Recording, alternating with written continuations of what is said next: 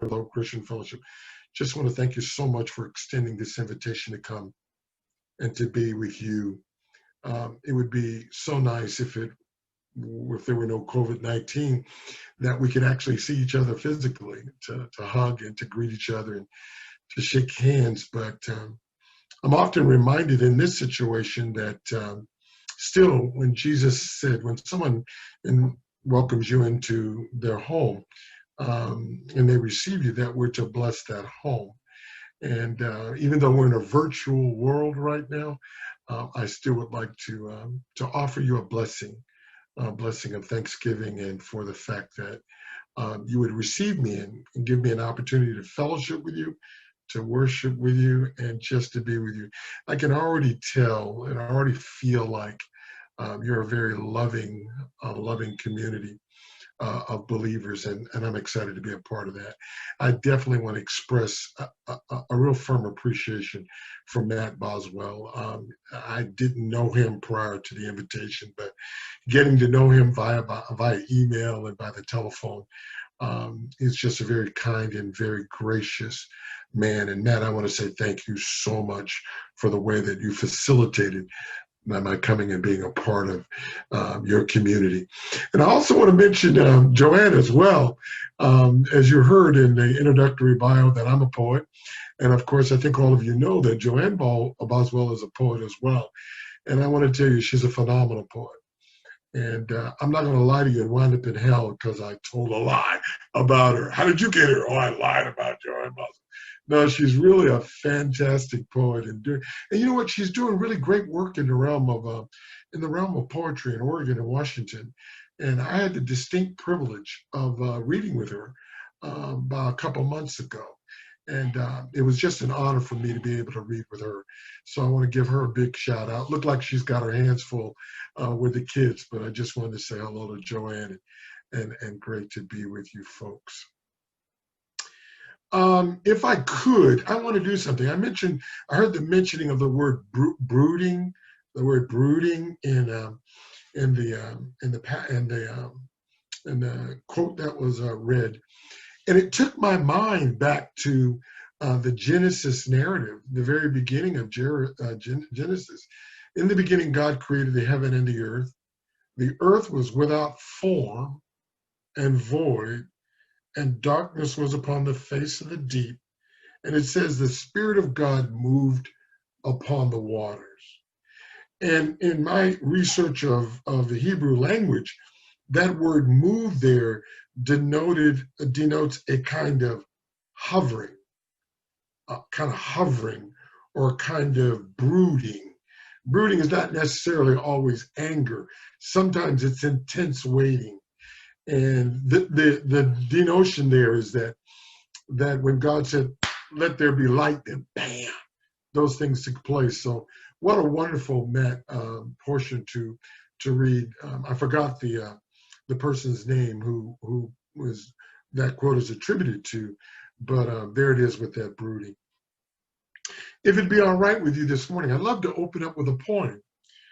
This is from my 6th book of poetry, and it's called Bread Widow. Bread Widow. And we're in the morning. The title of this poem is called This New Morning. This New Morning. And it reads as follows. This new morning waits for me, as do the sheep in my small fold, who rise to graze green grass in the field that is my master's, who's gone to visit his father, whose houses I'm told are many. One of them is mine, he says. My master is the chief shepherd. At least that's what I believe, as do the other shepherds I know, whose folds are large and small, whose sheep rise to graze grass in the fields that are my master's, as this new morning awaits them. And I only say that to do, Matt is your shepherd, and he rises, every Sunday morning probably, just to prepare the field for you and I to come in, to actually graze, to go beside the quiet waters. Every new morning we get to see is a beautiful opportunity. Poem title, This New Morning. I was thinking about, it's always a challenge when you're invited to another community, another church or whatever. Oh my goodness, what can I say? How can I inspire them? How can I edify them and encourage them? And what do I say? And I pondered that. I reflected upon that. And for some reason, I just wanted to talk to you about love. I have a number of things I want to share with you about love, and it just seems like today's gathering, there is a love theme to it. And so, in doing that, I wanted to use a portion of New Testament scripture. I wanted to work from one of the letters that comprises what we call the canon, the Bible.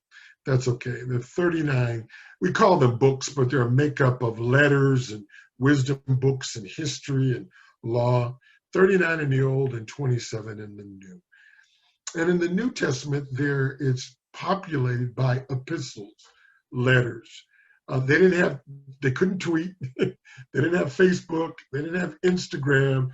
So what they did was the chief writers of our canon, that is the New Testament, would do that by letters. I think some of you are acquainted that Paul the Apostle is noted as the chief writer of the New Testament outside the Gospels and Revelation. But there were other leaders who actually wrote letters to communities that they were distanced from, that they weren't there. And my mind thought about the Apostle John. And I always like to remind people that when we read these letters that have been canonized in the New Testament, we should read them with a certain amount of authority. We should receive them with a certain amount of authority.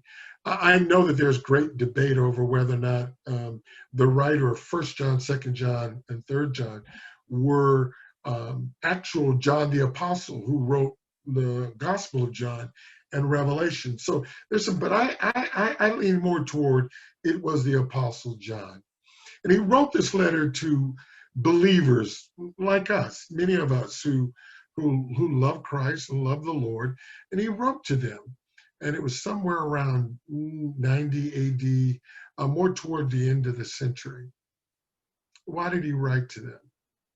He wrote to them because over time, sometimes we're like, you put a little boat, on the water, or on the lake, or on the pond, and if there's ripples and the water is moved, there's current, it'll kind of float away. You put a ring with a rope on it out there, and somebody gets in it. If it wasn't for that rope, they would kind of move away because of the current. And over time, sometimes we get kind of distant from the things that are true and the things that are important. And it's imperative for me that I let you know that was happening among the believers at Ephesus. And so John, out of his compassion and love, he called them the beloved. He wrote to them and wanted to remind them of how important love is. How important love is for the community of those particular folks who lay hold to who Christ was, and his teachings and what he meant to so many, that the apex of who he is, the point of who Christ is to all of us and to those that were to come, is love. And it wound up in his letter that he said this to them, and I'm going to quote it to you in the King James English. There are multiple Bibles with different, more modern translations, but because I'm a poet, I love the King's English, the way it flows, the way it sounds. And he says this, beloved, let us love one another. For love is of God, and everyone that loveth is born of God. He that loveth not knoweth not God, for God is love. One more time. Beloved, let us love one another. For love is of God, and everyone that loveth is born of God. He that loveth not knoweth not God, for God is love. Now, I wanted to use from that, he that loveth not, he that loveth not. And I want to give you some background. I'm not going to be very long this morning, but I want to give you some background around that. One of the things that I've been saying to my small congregation is this. I know we're in COVID-19. Who could have thunk it? Who would have thought last October, November, December that we would be in this particular realm of separation and isolation and social distancing and covering up with masks and having to wash our hands? I never thought in my life that, is this a sci-fi movie? Are we literally living in a sci-fi movie? This is reality. But it's not only COVID-19. There is such upheaval and such turmoil. I so appreciated Susan's prayer, the comprehensive nature of her prayer, the mentioning of the protesting in Belarus. I think about the protesting that's happening in Portland, and I just want to calm many of your fears. It's not all of Portland. Not all of Portland is embroiled in protest. There is a certain swath of downtown Portland in which there is constant, repetitive, going into almost 90 days of protest. We've looked at certain things as police brutality. All of you are familiar with the horrific murder of George Floyd. 8 minutes and 46 seconds, a law enforcement officer had his knee on the man's throat, and he passed away. We just have we have an election where our nation is divided. And you know what even comes to mind? I'm even appalled and I'm shocked that when I looked at the news media yesterday, in downtown Portland, two sides with opposing views are fighting each other. It reminded almost of medieval times, because they would make kind of shields and one would have a bat, and they're just trying to hurt each other. And what I want to say to you by way of introduction is that I believe that there's an important element missing in all of this, and it's our capacity to love. That incredible human virtue of love. It seems like today it's so easy to hate. It's so easy to respond to each other with vitriol and animus. And let's not get it twisted. This is not only is happening secularly, but even in the various churches, various church denominations. Protestants don't like Catholics and Baptists don't like conservative Baptists. It's just this. It just seems like we're living in a world where it's more welcoming to despise, to hate. And what I want to say to you, and what I love about Campus Friends Church, and especially today, is that this idea, I heard someone say, we're a loving community. And what I want to say to you in my time visiting with you is that, and please don't ever forget I told you, we are built for this.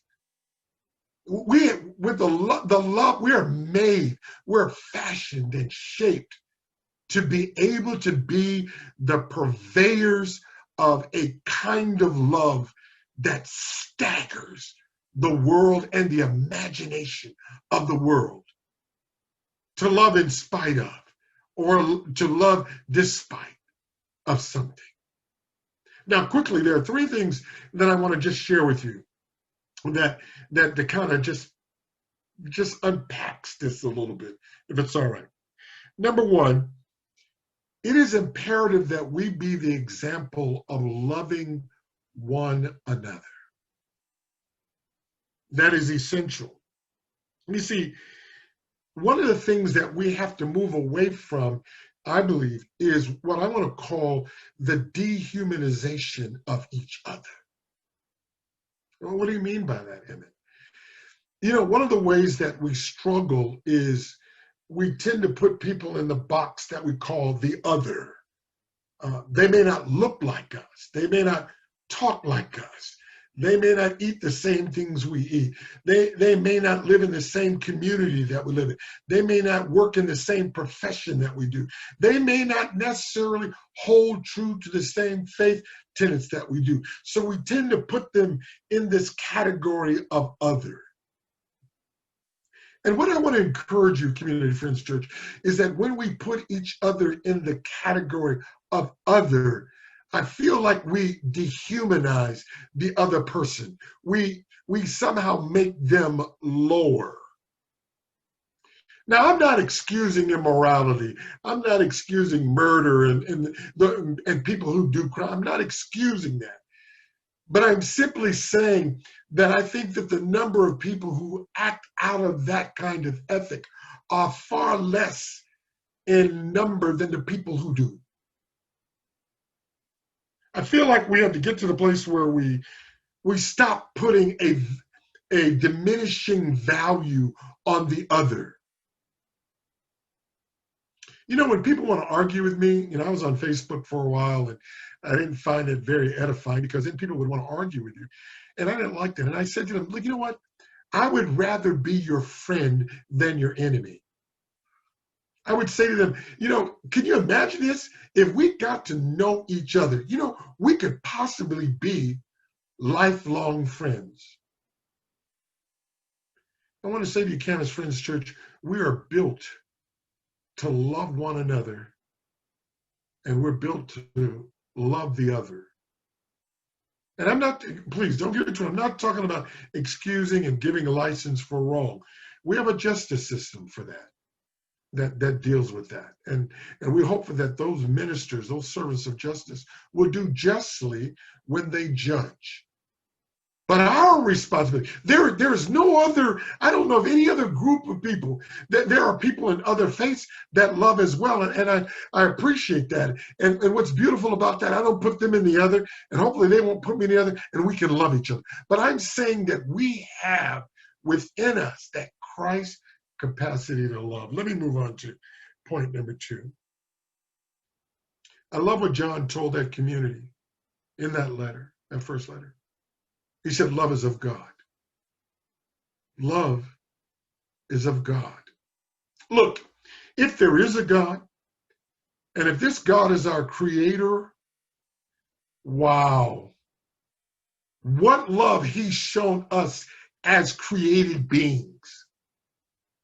We have the ability to reason and to do rationalization. We can induct and deduct. We can contemplate. Think about this. We have a spacecraft on its way to Mars to continue explore. We have gone beyond the atmosphere. We're exploring the depths of the ocean. The things that we've done with regard to science and philosophy. And we as a created being, the things that we've done in art, the poetry that Joanne writes.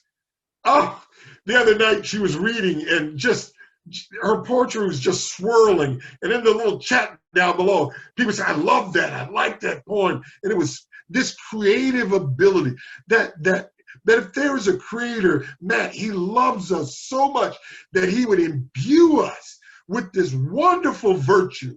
And I contend that love is stronger than hate. People are attracted to love and are repelled by fear and hatred and animus. And I just want to say to the Community Friends Church, that you folks have within your grips, within your possession. Do you know that I love the young woman who's new. Is it Angie? I think it's Angie. Angie said I was looking for something, and she searched. And when she, and correct me if I'm wrong, when she looked up and saw the character of Community Friends Church, she said, that's where that's where I want to go and be a part of. I'm telling you that we can turn people from hatred and discrimination. We can turn them just by virtue of the fact that the love that they see we have for each other. A quick little story. I don't want to be long. Quick little story. When we first started our church 19 years ago, we were meeting in Russell Elementary School. And I remember that an ensemble from Warner Pacific College came to our church once a year, and they would do a concert. And I remember that after they did their little concert, I shared a little homily, short little message. And there was a man who was standing at the back there, a white gentleman. And he had his arms folded. He was standing there like this, and he was and I could just see him. And then when we were done, he started to walk down the aisle toward me, and I'm like, oh my goodness, oh heaven help me, what is this? Well, I wonder if he was going to become violent. And he walked up to me, Al, and he said, Pastor Wheatfall, he said, I've been to a lot of churches because my daughter travels with the ensemble when we go. And when I go to these churches, I walk in, and these people, they act like I'm invisible. They don't say hi to me, hello to my wife. He said, but when we came here, people said hello to us. How are you? Where are you from? We're so glad you're here. Thank you for coming to be with us. He said that if I lived here, I almost want to tear up. He said, this is the church that me and my wife would come to. I think of Angie. And how many others, by virtue of that genuine love you have for each other, that you can attract, because love is of God. And then the final thing I want to mention is that the reason why I titled it, if you read about what I was going to share, he that loveth not. John was strong. He said, he that loveth not, watch this, knoweth not God. For God is love. I don't have time to go there, but many of you are familiar with 1 Corinthians 13, where Paul the apostle wrote to the Corinthian church. He had to talk to them about love. But he said, he that loveth not, 13 describes the kind of love that is the God kind of love. He that loveth not knoweth not God. That's one of the things that I look for when I go over the years, over my 30 plus years as a pastor. I visited other churches, spoke at other churches. Is I look for the marker of love. How do they treat each other? How do they receive each other? It's not just within the context of our community. Sometimes when we go to work, we talk to people, oh, I'm a believer. But then when you see their life and their behavior, it doesn't seem to align with what would constitute the love of God. What is the love of God? What did he say it was? He said, love is patient. If I see a lot of impatience, I start to wonder. We're not perfect. We come up short. There are things that rub us wrong. That's all part of our being human. That's a part of our humanity. That's about not excluding, but including. We realize that we're not all there yet. So love is patient. Love is kind. It does not envy or boast. It is not arrogant or rude. I'm just take a quick little moment. Honestly, I keep saying, but I'm almost done because I don't want to keep you. I have been weighing this idea of we as believers not wanting to comply with government that says, hey, we want to restrict the number of people that can gather together. And I understand our religious freedom.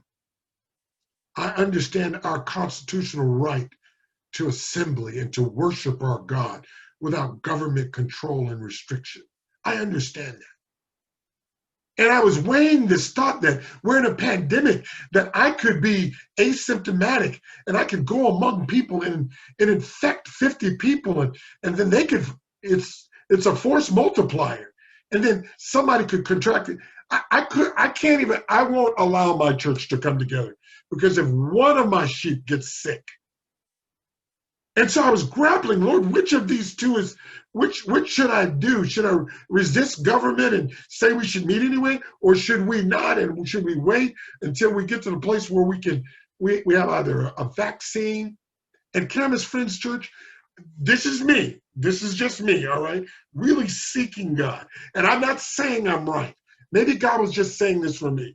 But I remember it, my mind, let's take my mind back to, it does not seek, it does not insist upon its own way.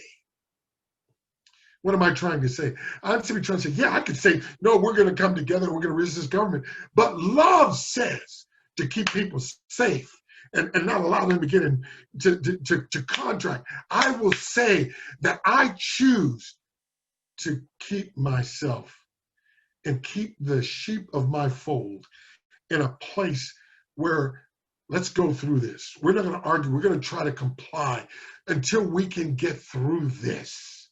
I choose to do it because love compels me to do that. Very quickly, he says, it is not irritable or resentful. It does not rejoice at wrongdoing, but rejoices with the truth. And I love it. Love bears all things, believes all things, hopes all things. It endures all things. And then I love the last verse. He says, so now faith, hope, and love abide. But these three, the greatest of these is love. Maybe that's what I'm supposed to talk to you about today. Not to say that you don't love, but what I want you to know is that you don't have a placebo. You don't have a pill that doesn't have any life in it. You and I have been entrusted with the love of the Creator, and we're so equipped. We are so imbued with the power of love that when people see our love, you're a lighted city set up on a hill that cannot be hid. It's time to take the lampshade off so that those who are walking in this darkness of hatred and discrimination and racial hatred and animus and all of this stuff, we can show them a much, probably not good English or good grammar, much better way. We could show them a better way. I'd like to close with a poem. Yeah, Matt told me about 15 to 20 minutes. I think I'm right in that ballpark. But I'd like to close with a poem. And it's called When I Was Young. When I was 16 years old, I didn't grow up in a home where there's very much love. I can't remember my mother ever telling me she loved me until about 2 years before she died. She said, quote, Emmett Jr., because my dad's name, Emmett Jr., I love you, unquote. It was like an asteroid hit me. It was so powerful. But I remember when I was 16 years old,